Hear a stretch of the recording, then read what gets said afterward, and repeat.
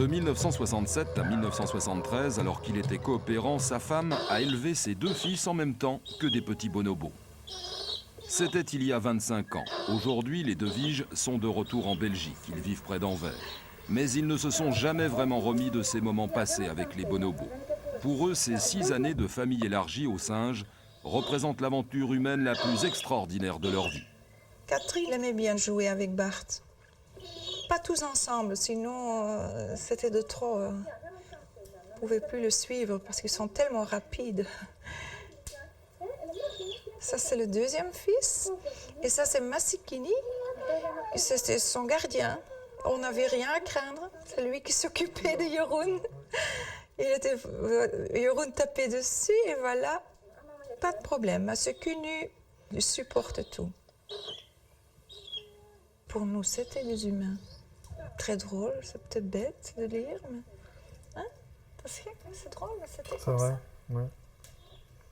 C'est très difficile de résister à un bonobo. Ma vie, c'était aussi leur vie. Je n'ai pas... On les appelle les grands singes. Ils seraient nos plus proches cousins. Peut-être même le fameux chaînon manquant, celui qui expliquerait comment l'homme est devenu homme. Le résultat de dizaines d'années d'études menées dans le monde par une poignée de scientifiques, principalement des femmes. Grâce à elles, à leurs travaux, à l'aube du 3e millénaire, nous sommes peut-être enfin sur le point de comprendre le mystère de nos origines. Les femmes sont de bonnes observatrices, vous savez. Au cours des siècles, elles ont tellement dû apprendre à être patientes pour élever leur famille. Il faut être patiente pour être une bonne mère. De l'Afrique à l'Asie, séparées par des milliers de kilomètres, ces femmes sont arrivées aux mêmes conclusions scientifiques. Les grands singes auraient une conscience. On a trop tendance à classer les singes et les grands singes de ce côté-ci et les humains de ce côté-là. Mais ce n'est pas du tout ainsi. En réalité, les singes sont ici, les grands singes et les humains par là.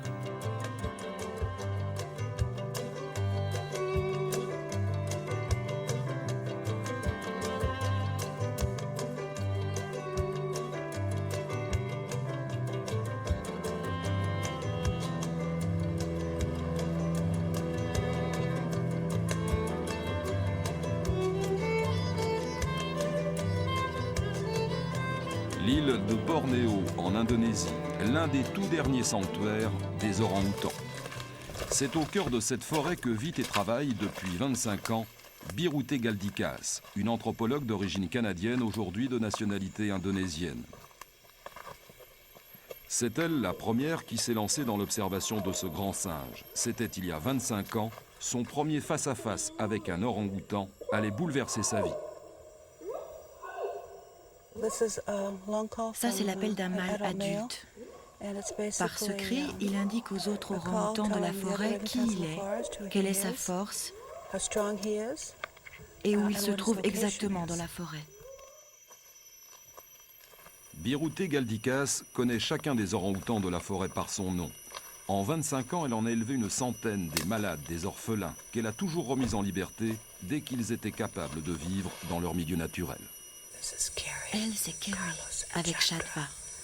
Ce sont des orang-outans sauvages. Kerry, je l'ai élevée. Elle est retournée à la forêt il y a 18 ans. Depuis, elle ne revient pratiquement jamais chez moi, au campement.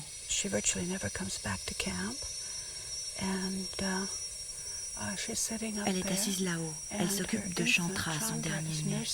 Et 3 mètres derrière elle, c'est son fils aîné, Carlos, celui qui la suit. Vous voyez ?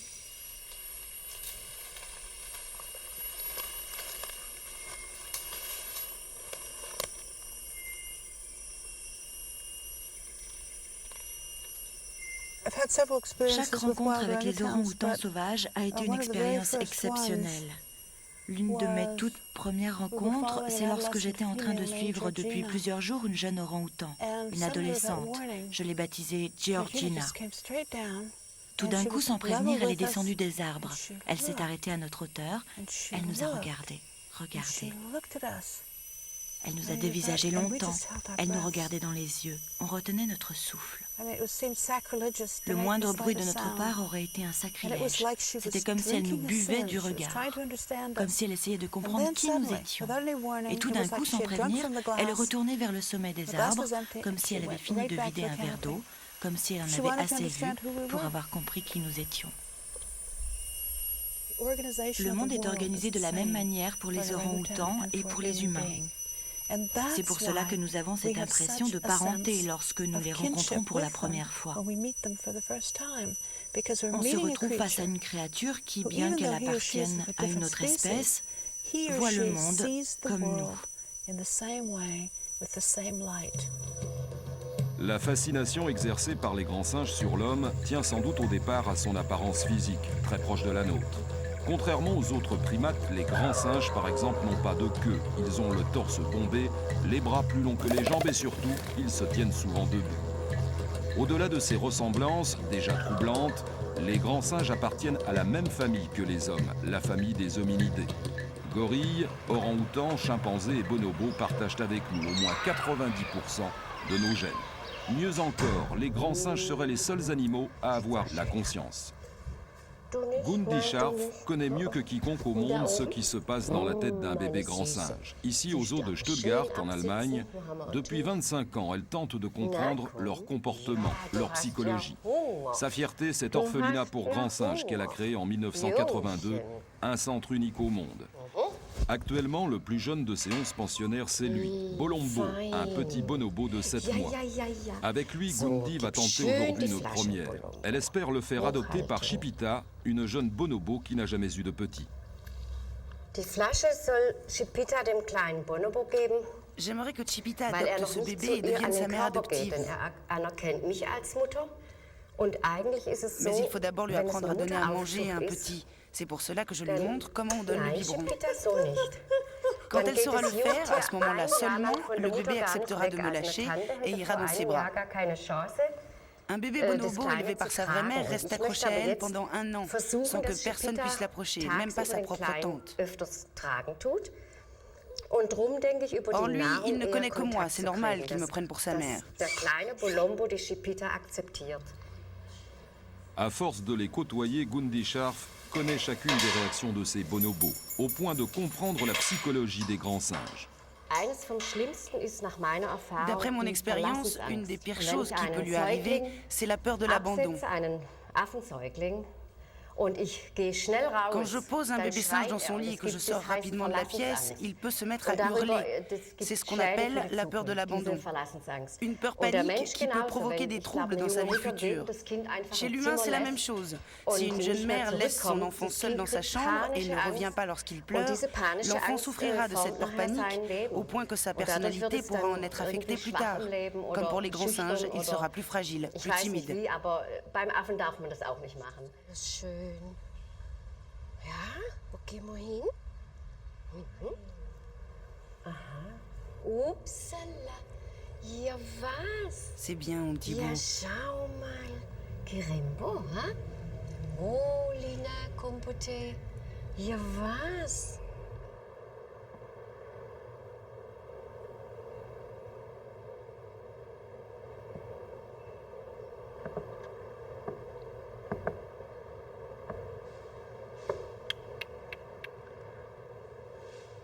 Les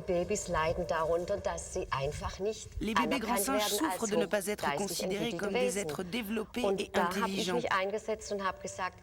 Moi, je me suis engagée à prouver que la science n'a pas toujours raison. Les scientifiques prétendent que les bébés grands singes élevés par des humains sont dénaturés. C'est tout le contraire. Ils ne sont rien d'autre que des enfants. Ils ont simplement besoin, comme tous les enfants, de protection, d'amour, de tendresse. C'est ce que je leur donne et ça marche à 100%. Gundi Scharf recueille les bébés grands singes de tous les zoos d'Europe. C'est protéger des petits enlevés à leur mère par des contrebandiers ou maltraités dans les cirques, ou encore abandonnés par leur mère. En captivité, isolés de leur clan, désocialisés, souvent les mères abandonnent en effet leurs enfants quitte à les laisser mourir. Lorsqu'ils arrivent à l'orphelinat, ils sont souvent traumatisés, agressifs. En leur apportant beaucoup de tendresse, Gundi parvient à leur faire oublier le stress de la séparation et de la captivité.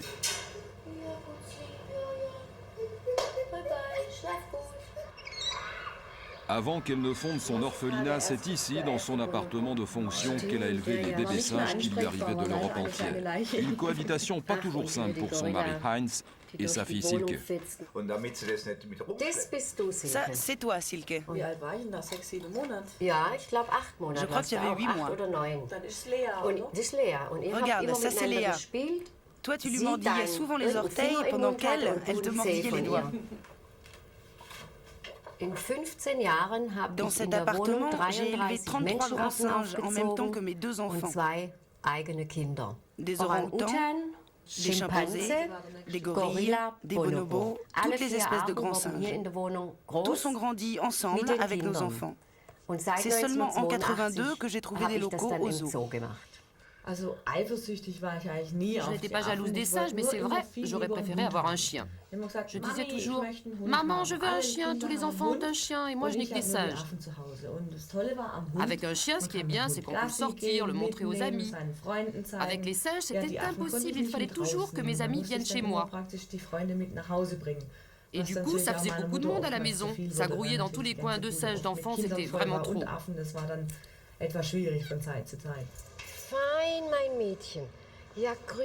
Bonjour ma fille. Regarde ce que je t'ai apporté. On va se peigner, d'accord?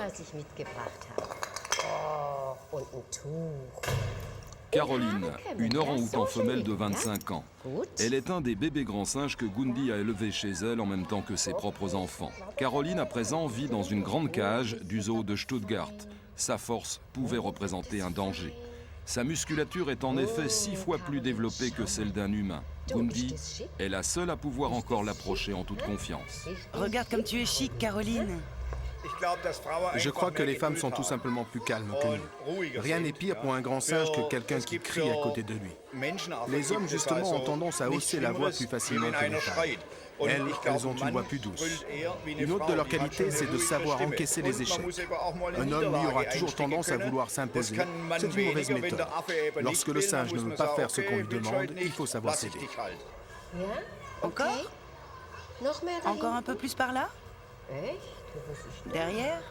Ah d'accord. C'est là. Je vois maintenant. Ces femmes qui consacrent leur vie aux grands singes reconnaissent toutes devoir leur carrière à Jane Goodall, une Anglaise qui a choisi de vivre ici, au cœur de la Tanzanie, sur les rives du lac Tanganyika. Avant elle, personne n'avait tenté de vivre au milieu des chimpanzés sauvages pour essayer de mieux les comprendre. Aujourd'hui, cela fait 38 ans qu'elles partagent leur vie. Jane Goodall, c'est la Cousteau de la primatologie. Aux États-Unis, elle est l'une des scientifiques les plus célèbres. Lorsque j'étais encore une toute petite fille et que je vivais en plein cœur de Londres, mon rêve était déjà d'observer les animaux, même les insectes. Et puis j'ai découvert Tarzan dans les livres de Burroughs et je suis tombée amoureuse du roi de la jungle. J'étais très jalouse de la génie de Tarzan. Je pensais être une bien meilleure compagne qu'elle pour Tarzan. C'est vers l'âge de 10-12 ans que j'ai pris la décision de vouer ma vie aux animaux. Je savais que j'irais vivre en Afrique pour écrire des livres sur eux. Une pionnière à double titre. En 1960, Jane Goodall n'est qu'une jeune fille de la bourgeoisie anglaise, mais en plus elle veut bousculer les idées reçues.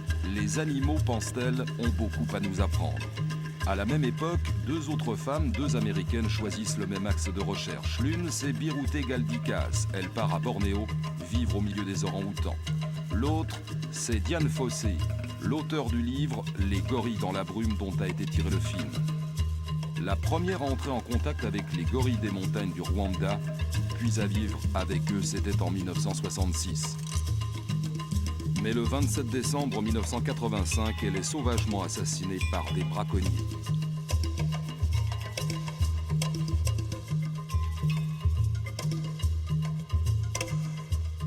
Ces 3 femmes, on les surnomme aujourd'hui les 3 anges.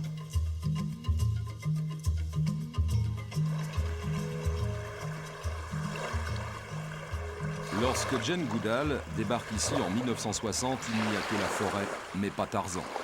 Une intuition l'habite, et si contrairement au discours officiel, la pensée n'était pas l'exclusivité de l'homme. Et si les grands singes, ces animaux qui nous sont si proches, savaient eux aussi penser? Pour répondre à ces questions, Jane Goodall va donner du temps au temps. Elle va consacrer toute son énergie à l'observation des chimpanzés.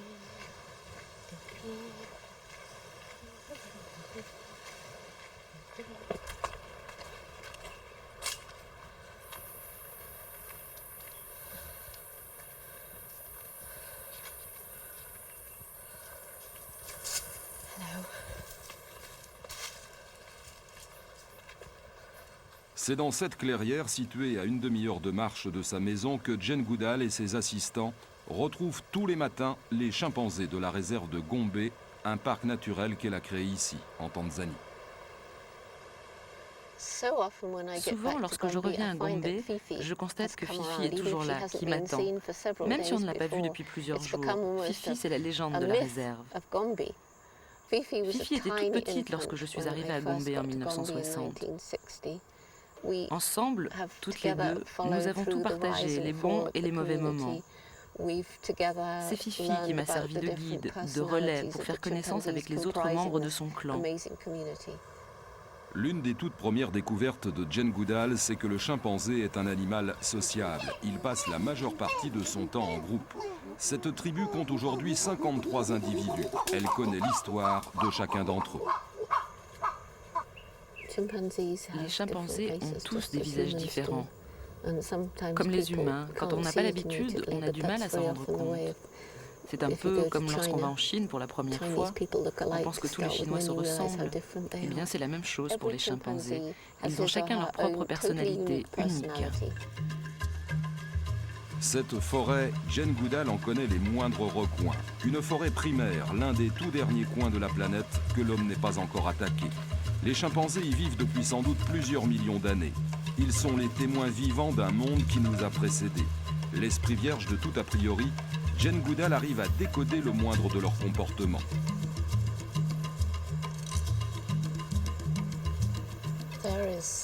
Là, vous avez Fanny, la fille aînée de Fifi, avec son fils Fudge.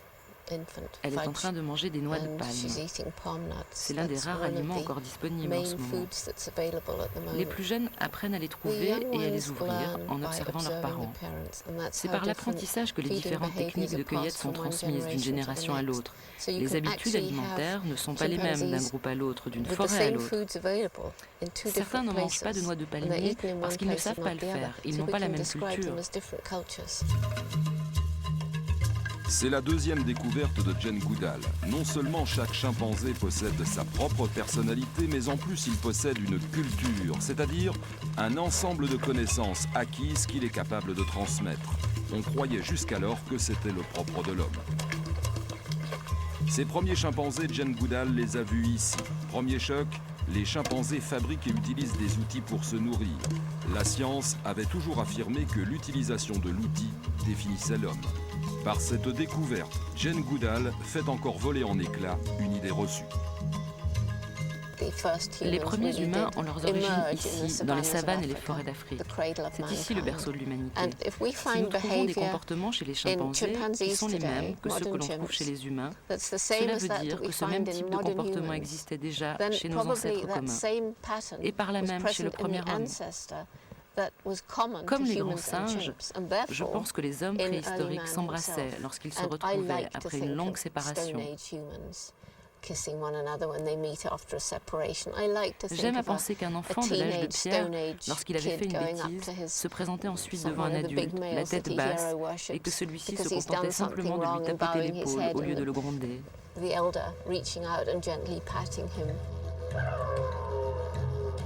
L'homme et le grand singe auraient donc un ancêtre commun. À Paris, l'Institut de paléontologie humaine, fondé au début du siècle, est le premier laboratoire au monde entièrement consacré à la préhistoire. Aujourd'hui, sa salle d'anthropologie renferme un véritable trésor. La collection la plus complète de crânes d'anthropoïdes jamais constitués. On y trouve aussi bien des crânes des grands singes contemporains que ceux dont la race s'est éteinte. Les crânes de tous les types d'humains connus à ce jour, de Cro-Magnon à l'Homo sapiens actuel. Une collection unique qui permet à la paléontologue Anne d'Ambricourt-Malassé de tenter d'en décoder les mystères, au premier rang desquels ce lien qui nous unirait aux grands singes. Ils nous ressemblent dans une certaine mesure. Quand on regarde par exemple un gorille actuel, un grand singe actuel, voilà, de profil, et qu'on le compare à un homme actuel, à vous ou moi, hein, voilà un crâne moderne, bon, il y a quand même certaines différences. Mais il est vrai que si on compare un gorille enfant, un petit gorille, avec l'Homo sapiens actuel, les différences sont beaucoup moins sensibles. L'homme n'est plus un grand singe, mais c'est resté une histoire commune avec les grands singes, puisqu'on ne peut pas comprendre l'Homo sapiens sans remonter à l'ancêtre qui vivait en Afrique il y a à peu près 20 millions d'années, le proconsul. Notre ancêtre commun, c'est lui. Des fragments fossilisés de son crâne ont été découverts près du lac Victoria. De lui est né, il y a 15 millions d'années, l'orang-outan, puis le gorille, puis le chimpanzé et le bonobo. Et puis enfin, il y a 4 millions d'années, l'humain. À ses débuts, l'homme n'était pas encore un homo sapiens, c'est-à-dire nous. L'homme se tenait certes déjà debout, mais il ressemblait davantage à ceci, à un grand singe. Il est fort possible que ce crâne-là, le vôtre, le mien, nos crânes aujourd'hui, se fossilisent, qu'il y en ait quelques-uns qui soient fossiles, et que dans 200 000 ans, eh bien, des formes dont on n'a pas idée commenceront à nous étudier et à nous considérer, à nous mettre avec les grands singes dans une grande histoire qui sera aussi la leur, et qui sera la nôtre, et qui sera celle du grand singe actuel et fossile. Nous sommes les grands singes d'êtres qui vont nous survivre.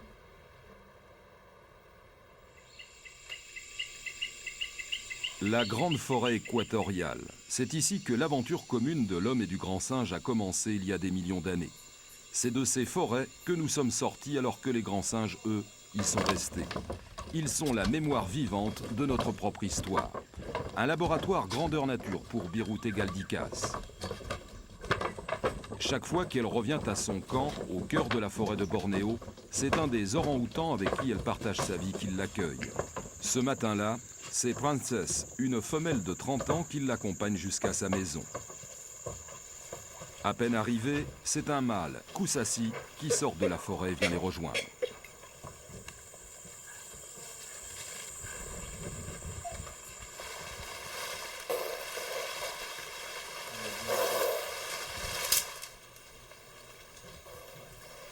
Dès que Biruté arrive au camp, les orang-outans aussi s'y donnent rendez-vous, au point de se demander qui observe qui. Quelqu'un a dit que la dernière chose que les poissons étudieraient, c'est l'eau. Il en est de même pour notre étude des grands singes. Personne n'était conscient à quel point ils étaient proches de nous. Mais le mur dressé entre l'humain et le monde animal est en train de s'effondrer. On se rend compte aujourd'hui que nous, humains, ne sommes pas si uniques que cela sur cette planète. Que nous partageons énormément de choses avec nos cousins, alors qu'on pensait qu'elles étaient le propre de l'homme. Avant que Biruté Galdikas ne les étudie, on croyait que les orang-outans étaient les moins intelligents des grands singes. On le pensait trop solitaire pour entretenir une structure sociale évoluée. Biruté démontre le contraire. Par ses études, elle prouve qu'ils sont doués d'une incroyable mémoire et capables de sentiments complexes. Ici, par exemple, Kusasi, le mâle, dépose la moitié de la mangue que Biruté lui a offert et d'un regard la donne à son tour à la femelle Tote. Ce qui est intéressant ici, c'est ce geste de Kusasi. Il laisse Tote prendre sa mangue. Ça s'appelle partager. Et ça, c'est tout à fait remarquable. Ça peut prouver qu'ils se connaissent probablement depuis longtemps. Il est même possible que Terry soit leur enfant.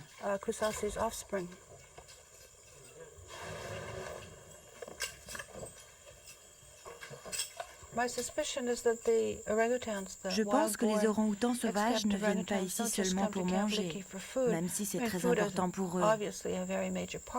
Ils viennent aussi pour voir ce qui se passe,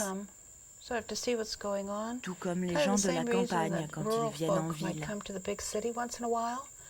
Camp Leakey, c'est l'endroit où ils viennent se brancher. Kampliki, c'est un peu le New York des orang-outans, l'endroit où ils se connectent au reste de l'univers.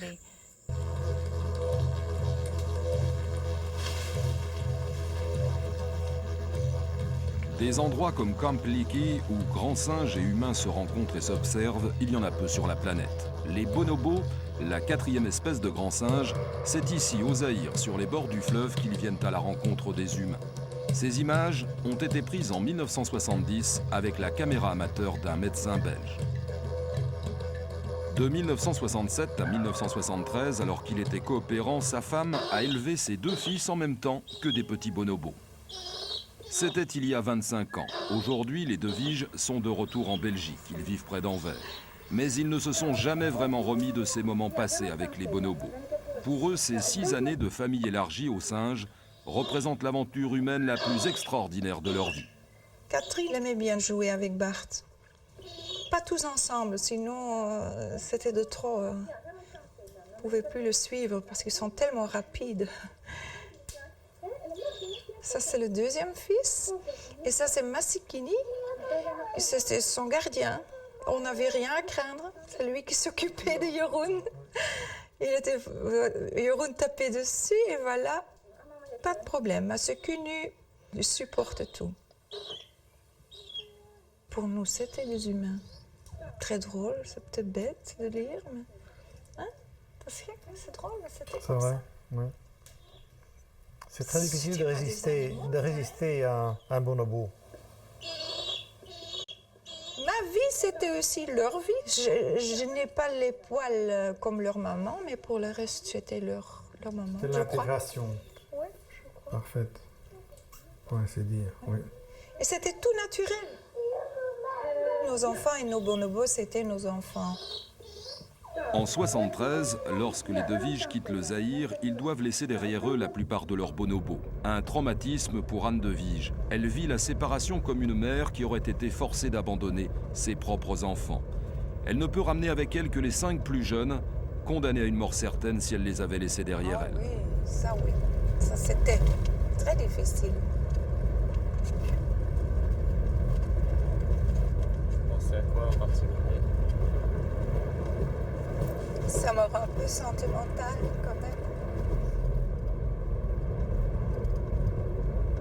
Ils sont tous en vie. J'en suis très fière. Peut-être c'est la façon où moi je les ai éduqués, qu'ils sont adaptés aussi à des autres personnes. Il y en a ici en Belgique, il y en a 3 en Allemagne et il y en a aux États-Unis. Et pour le moment, je crois qu'il y en a dans les centaines de petits, de jeunes. J'ai beaucoup de petits-enfants.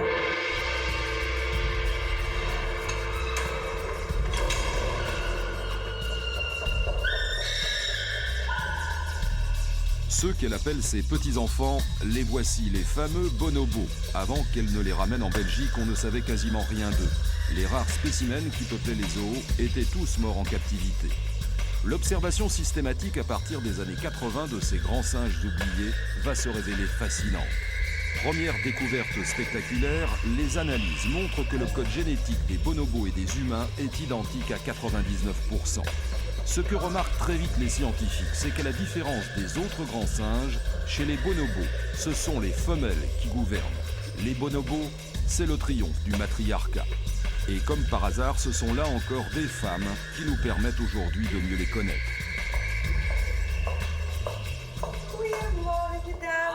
Nous sommes au zoo de Plankendel, au sud d'Anvers. C'est à une équipe de primatologues que Anne Devige a confié l'un de ses bonobos. Toutes sont des femmes. Elles sont persuadées que les études qu'elles mènent sur les bonobos permettront de trouver la clé de ce fameux chaînon manquant entre l'humain et l'animal. La semaine dernière, nous avons reçu les résultats des analyses génétiques. Desmond est encore père. Encore? C'est qui? Et la hiérarchie restait la même ou ça a changé? Desmond est toujours le plus fort des hommes. Ja, dat denk ik wel. Hè. Dat zal hij waarschijnlijk wel blijven. Ja, dat is toch een prachtige kop, hè. Zie eens. Regarde, quelle belle bête. Il était déjà comme ça quand il était petit. Ja. Et la petite tête, là, c'est Mazikini. À force de travailler tous les jours avec les bonobos, on finit nous aussi par avoir du mal à établir une vraie différence entre nous et eux. C'est très troublant. Madame de Wisch, c'est la première dans le monde à en avoir fait le constat, au point qu'elle ne parvenait même plus à faire la différence entre ses propres enfants et les enfants bonobos. Je comprends aujourd'hui pourquoi. Ce sont vraiment des petits hommes en noir. Toutes les analyses effectuées en laboratoire vont dans ce sens. Tous les jours, Hilde Verweyck effectue des prélèvements d'urine dans la cage des bonobos pour comprendre leur cycle menstruel. Il est de 28 jours, comme celui de la femme. Mais Hilde Verweyck a découvert un phénomène encore plus étonnant.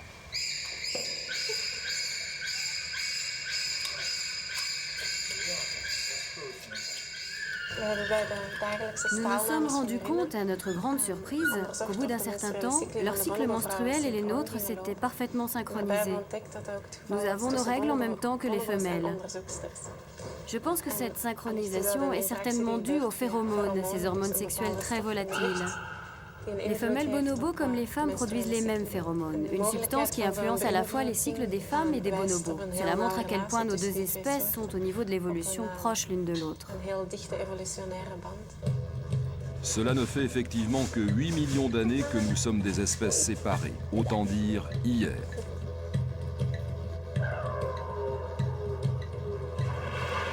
Très longtemps, on s'est refusé à observer le comportement des bonobos. À bien des égards, il pouvait en choquer plus d'un. A priori, en effet, du matin au soir, les bonobos n'ont qu'une obsession, satisfaire une libido débordante.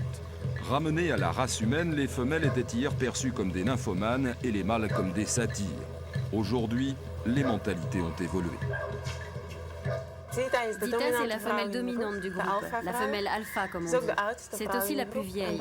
Chez les bonobos, ce sont souvent les plus âgés qui gouvernent. Mais Zita a aussi un caractère très particulier. Elle peut être très agressive lorsqu'on ne suit pas ses ordres. C'est une vraie despote.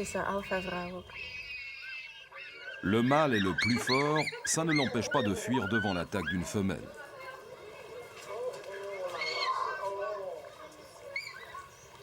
Mais les conflits ne durent jamais bien longtemps chez les bonobos. Le sexe est pour eux le moyen privilégié d'apaiser les tensions. Contrairement aux autres animaux, en effet, chez les bonobos, le rapport sexuel ne se limite pas au seul besoin de procréer. Les scientifiques appellent ça le sexe social, d'autres plus simplement le plaisir.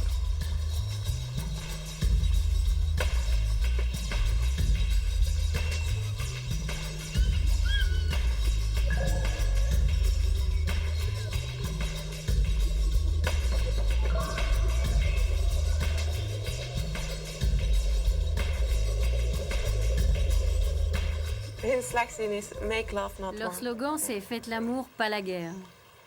Chez les bonobos, les relations sociales sont subtiles. Le fait d'être très portés sur le sexe les rend plus pacifiques. Les chimpanzés, eux, sont au contraire plus bruyants, plus impulsifs. Chez l'homme, on retrouve ces deux traits de caractère. Bien sûr, on préférerait ressembler aux bonobos pour régler nos problèmes. Dans la réalité, chez l'homme, ça ne se passe pas toujours comme ça. Les chimpanzés sont génétiquement aussi proches de nous que les bonobos. Mais à l'inverse des bonobos, chez les chimpanzés, ce sont les mâles qui dominent selon une structure pyramidale. En haut de la pyramide, le chef, celui qui est parvenu à s'imposer par tous les moyens, y compris la force.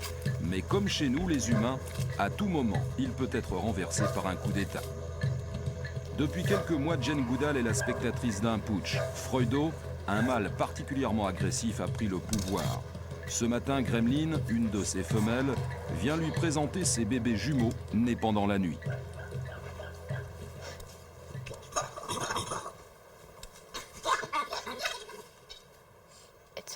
C'est une manière de le saluer, un salut très explicite. Ce n'est pas une manière très habituelle de dire bonjour. Gremlin s'offre à lui pour essayer de le calmer.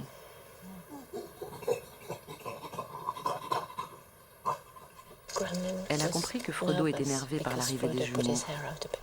Là, elle épouille Frodo parce qu'il a hérissé ses poils. Là encore, elle essaye de le calmer, elle connaît bien ses colères. Elle a peur de Frodo, comme toutes les autres femelles. Frodo est parvenu au sommet du pouvoir par la terreur. C'est au mois d'octobre dernier qu'il est devenu le mâle dominant. Pour y parvenir, il a dû renverser son frère aîné, Freud. Il a profité que son frère soit souffrant. Pendant sa maladie, Frodo a tout tenté pour prendre sa place. Et il y est parvenu. C'est une histoire sans fin, une vraie saga. Qui va être le prochain mâle alpha, c'est-à-dire le prochain chef? Ce qui m'apparaît très clairement, c'est que les chimpanzés mâles, comme les mâles humains, sont très fortement attirés par le pouvoir. Chez les chimpanzés, comme chez les humains, les différents mâles utilisent toutes sortes de tactiques pour accéder à une position dominante.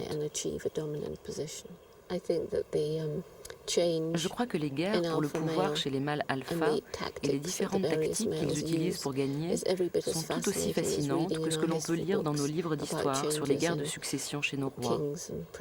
Et d'ailleurs, aujourd'hui encore, c'est toujours la même chose.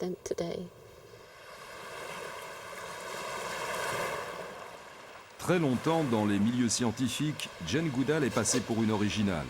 On lui reprochait des méthodes de travail peu orthodoxes, comme par exemple de donner des noms à chacun de ses chimpanzés et non pas des numéros comme c'était l'usage. Autant de critiques qui ne pouvaient pas atteindre la petite maison qu'elle habite au bord du lac Tanganyika. L'une des choses pour lesquelles on me critique aujourd'hui encore, c'est la profonde sympathie que j'ai pour les chimpanzés que j'étudie. Si on ne comprend pas que j'essaye de me mettre à leur place pour les comprendre, moi de mon côté, je ne comprends pas en quoi la passion et les émotions que je ressens m'empêchent d'observer et de décrire leur comportement de manière objective, scientifique. C'est justement cette communion avec les chimpanzés qui m'a donné la passion nécessaire pour pouvoir rester ici pendant 38 ans. C'est en me mettant à leur place que j'ai pu comprendre et découvrir ce qui se passe chez ces êtres dont le cerveau est si proche du nôtre.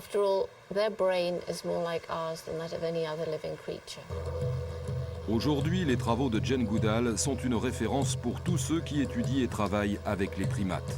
Ces découvertes ont permis de considérablement améliorer leurs conditions de détention dans les zoos, comme ici en Hollande, au zoo d'Appenheul. Datwa est une jeune gorille en pleine santé de 200 kg, mais le zoo doit s'en séparer pour éviter que le groupe auquel elle appartient n'implose. Datwa risquait d'avoir tôt ou tard des rapports incestueux avec son père. Or, chez les gorilles, comme chez les humains, l'inceste est une transgression. Iris Weiche est une primatologue allemande. Elle a conseillé à la direction du zoo de se séparer de Datwa.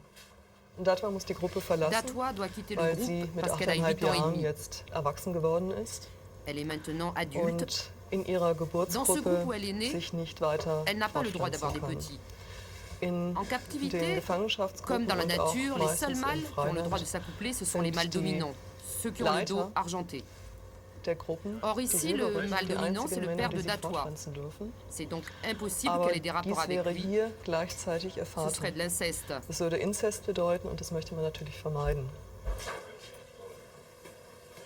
En liberté, c'est spontanément que les jeunes femelles quittent le groupe où elles sont nées. C'est un scénario qui s'est développé au cours des millénaires qui leur a évité d'en arriver à l'inceste. Dans ce zoo, c'est nous qui remplaçons la nature.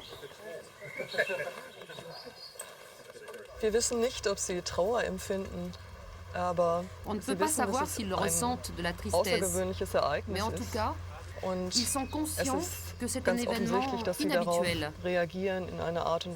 On voit qu'ils comprennent parfaitement la situation.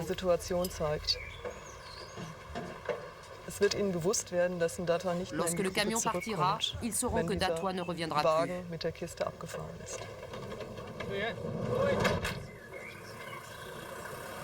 Sous le regard de ses frères et sœurs, Datwa part pour le zoo de Cologne où elle pourra rencontrer un autre mâle que son père.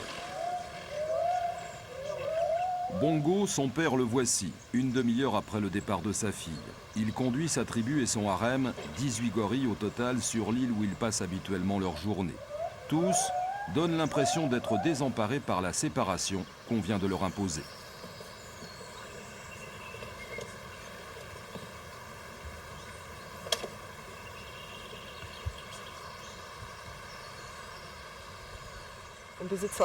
D'habitude, à cette heure-ci, les gorilles se baladent sur toute l'île à la recherche de nourriture. Et là, on voit bien qu'ils ne s'éloignent pas du bâtiment. Moi, ce que je remarque, c'est qu'ils sont exceptionnellement calmes. Trop calmes même. Ils sont mal.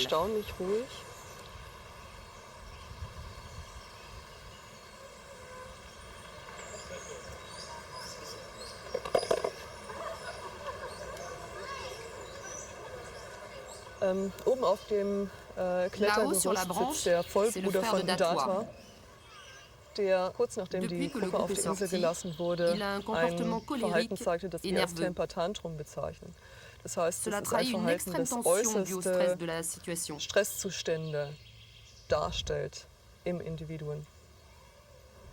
Le soir, les gorilles rentrent à la maison. Tous donnent l'impression d'être abattus par le départ de Datwa. Contrairement aux apparences, en effet, les gorilles sont de tous les grands singes les plus sensibles, les plus délicats. Pour Iris, cela ne fait aucun doute. Les gorilles savent communiquer leurs émotions. Allô, bébé.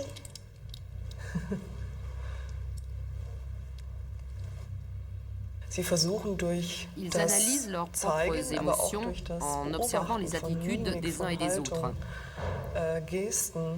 Ils les communiquent par mimique et par gestes. Les sons aussi jouent un rôle. Il est clair que cette capacité d'observation pour comprendre l'état intérieur de l'autre s'est un peu perdue dans les sociétés humaines. Ce que j'ai découvert après toutes ces années passées auprès d'eux, c'est que pour comprendre nos semblables, il est aussi très important de les observer avec beaucoup plus d'attention que nous ne prenons le temps de le faire généralement.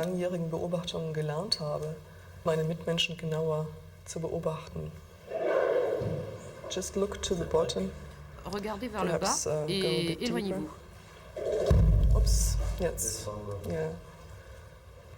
Là, Bongo cherche à protéger les siens de la caméra. Pour lui, l'objectif de la caméra représente un danger. Il le voit comme un prolongement de l'œil. Coit carpet drapery and upholstery cleaning is the best. Ask Sandra Black. When other companies came out, the stains always resurfaced.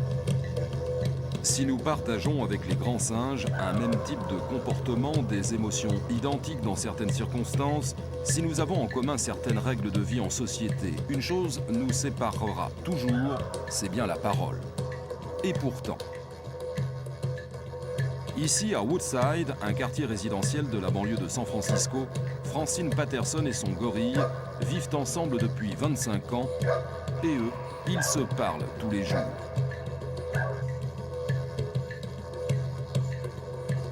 Lorsqu'elle recueille Coco, une femelle du zoo de San Francisco en 72, elle n'avait que 3 ans. Aussitôt, Francine Patterson imagine qu'elle pourra lui apprendre le langage américain des sourds-muets. Aujourd'hui, Coco connaît près de 500 signes, elle sait les combiner, construire des phrases.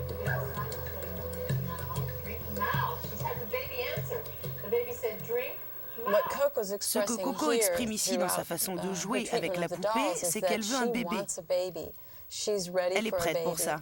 Elle nous montre qu'elle sait comment s'en occuper, qu'elle sait comment nourrir la poupée, donc un bébé, comment elle peut être affectueuse, comment elle peut l'embrasser. Regardez, elle embrasse la poupée comme elle le ferait avec son enfant. Là, elle fait quelque chose de très intéressant. Elle prend le bras de sa poupée, la tord, pour lui faire les signes du langage des sourds-muets, comme on le lui avait appris lorsqu'elle était petite. Ça veut dire quoi? Ça veut dire qu'elle est capable d'apprendre à son propre enfant le langage qu'elle a elle-même appris. C'est une transmission de la culture.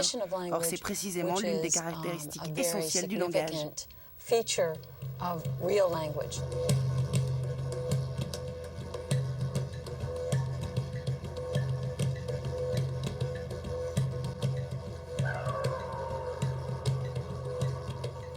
Ce geste vient du langage des sourds-muets. Ça veut dire terminé. Elle le fait en exagérant. Personne ne lui a montré. C'est comme si elle criait « J'ai terminé !» Elle a rajouté ses propres modulations, sa propre créativité. Ces signes, elle les amplifie. Elle les répète. Elle les transforme. Elle crée aussi ses propres signes, ce qui signifie qu'elle possédait au départ un système de langage symbolique subtil et évolué.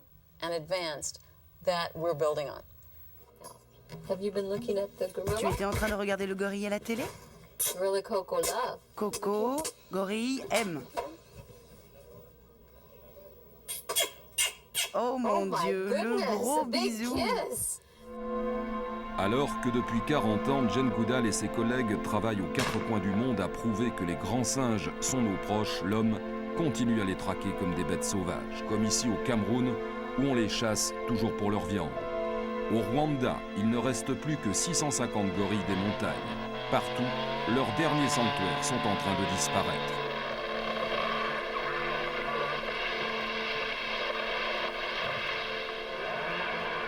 En rasant les forêts tropicales et primaires, on prive les grands singes de leur habitat.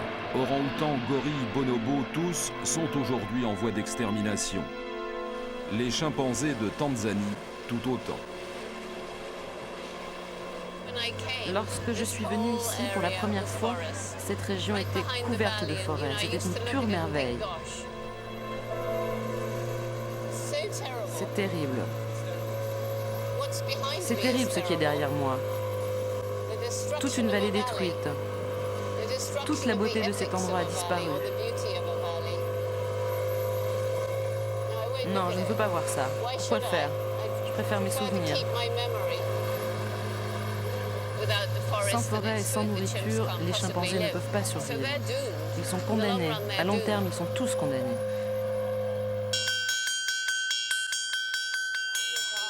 Un arrêt de mort que refuse Jane Goodall. Depuis 8 ans, elle milite sur le terrain pour sauver les grands singes. Son idée, si on veut les sauver, il faut d'abord aider les populations. Mais la tâche n'est pas facile, car dans ces villages, les femmes ont besoin de couper du bois pour faire de la cuisine. Alors, tout en sensibilisant les enfants des écoles à la protection de l'environnement, son organisation humanitaire lance des campagnes de reforestation.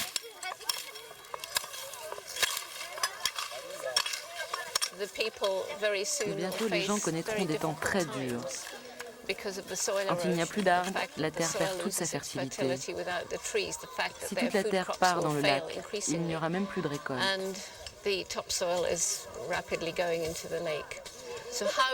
Comment voulez-vous sauver les chimpanzés et leur oasis si l'on ne fait rien pour aider ceux qui tentent de survivre à proximité d'eux?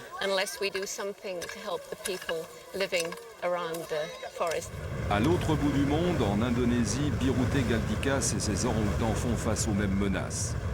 Elle aussi quitte son poste d'observation scientifique pour tenter de sauver les orang-outans et leurs forêts tropicales. Très tôt dans la matinée, on aurait entendu des tronçonneuses au travail au cœur même de son sanctuaire. Ces bateaux partent pour Java, peut-être pour Sulawak. De là, le bois sera acheminé vers l'Europe, les États-Unis et dans le monde entier. Derrière ce trafic, il y a de très grosses multinationales.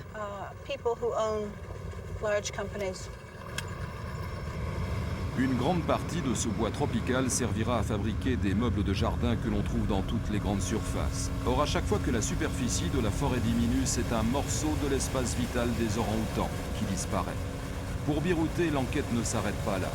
Il lui faut prouver que ce bois provient de l'intérieur de son parc national. 3000 km² de forêt tropicale réservée aux orang-outans. Ici, la coupe des arbres est rigoureusement interdite. Ça, c'est une toute nouvelle coupe. Pour les bûcherons, il est beaucoup plus avantageux de travailler dans la réserve parce qu'ils trouvent ici une forte concentration d'essences rares. Une fois les troncs sortis du parc, ils les vendent aux parrains de la mafia, mais aussi aux compagnies qui ont pignon sur rue.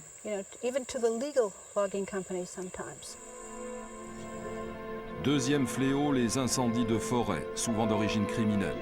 En un an, en Indonésie, 2 millions d'hectares de forêt ont été détruits pour faire place à d'immenses plantations industrielles. Privés de leur forêt, les orang-outans ne savent plus où trouver à manger. Lorsqu'ils pénètrent sur les plantations, ils sont abattus. Tous les jours, on apporte à Biruté Galdikas des petits orang-outans, des orphelins. Elle en élève aujourd'hui une centaine.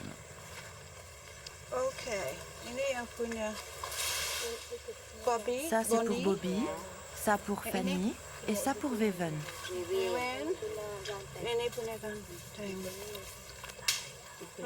Pour s'occuper de tous ces petits, Biruté les fait adopter par des Indonésiennes qu'elle salarie grâce aux fonds recueillis aux États-Unis par sa fondation. Ce n'est pas compliqué de sauver ces bébés. Le problème, c'est qu'en grandissant, ils auront besoin de grandes surfaces de forêt écologiquement intactes. Qui leur donnera ça? La forêt aura disparu. La bataille pour la sauvegarde des orang-outans ne peut être séparée de la bataille pour sauver la forêt tropicale.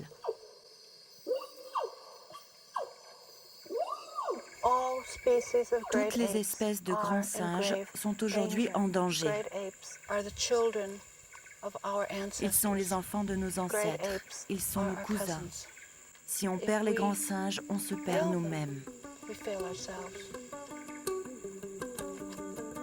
Et Biruté, comme Jane Goodall en Afrique, n'est pas optimiste. Si l'on continue à détruire ce qui reste de leur forêt, dans 10 ans, les grands singes auront disparu de la surface de la planète. Avec eux, s'évanouira le témoignage inestimable de notre passé.